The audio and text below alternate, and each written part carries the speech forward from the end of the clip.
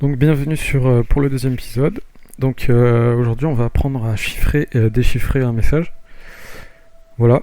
Alors on aura besoin de Python bien évidemment. On va aussi avoir besoin donc sur Python d'une librairie importante. Donc on va faire un pip install pycryptodome. Ok.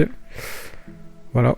Donc ça va nous installer une librairie crypto, très utile pour la crypto en général. Voilà. Aussi, on peut déjà aussi installer GimPy, donc GimPy 2. Donc il peut y avoir par contre des problèmes avec l'installation de ce module Python, et il faudra peut-être passer par les wheels sur un dossier, sur un site, pardon, et donc les installer en local. Sinon, à part ça, il ne devrait pas y avoir de soucis. Donc voilà, une fois que vous avez installé tout ça, on peut revenir, on peut créer notre premier. Donc on va appeler ça chiffrement. .py. Hop, voilà. On drop. Et donc, on va utiliser donc la librairie crypto qu'on vient d'importer. Et donc on va importer ce module spécial. Import all. Ok. Voilà, une fois que vous avez fait ça. Donc, comme on l'avait dit précédemment, donc on va devoir générer M. Donc ça va être deux nombres premiers différents. Ok. Donc, on va d'abord générer P du coup. Donc P, ça va être donc un nombre premier. Donc on peut utiliser la fonction getPrime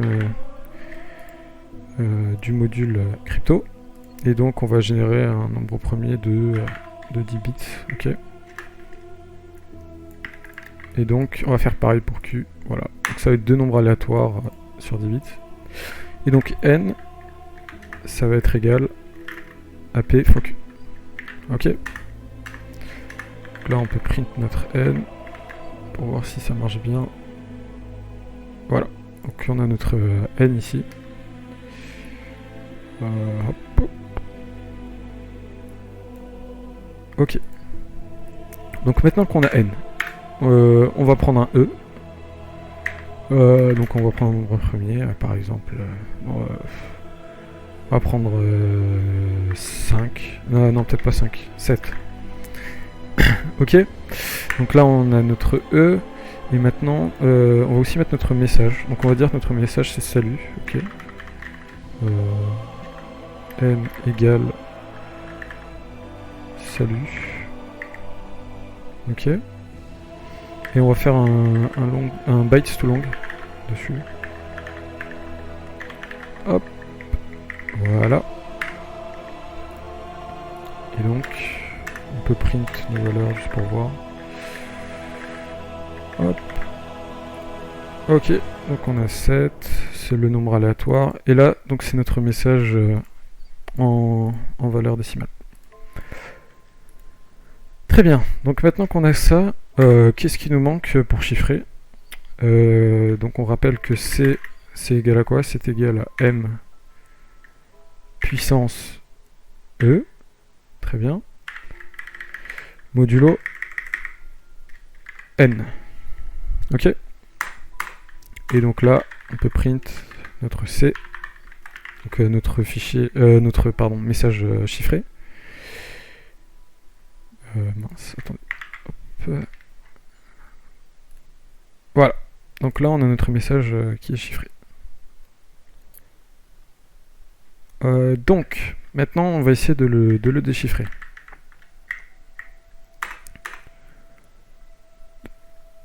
Donc, pour déchiffrer le message, comme on a dit, on a besoin de D.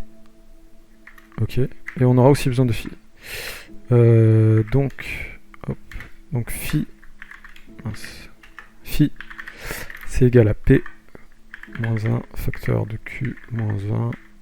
Hop. Ok.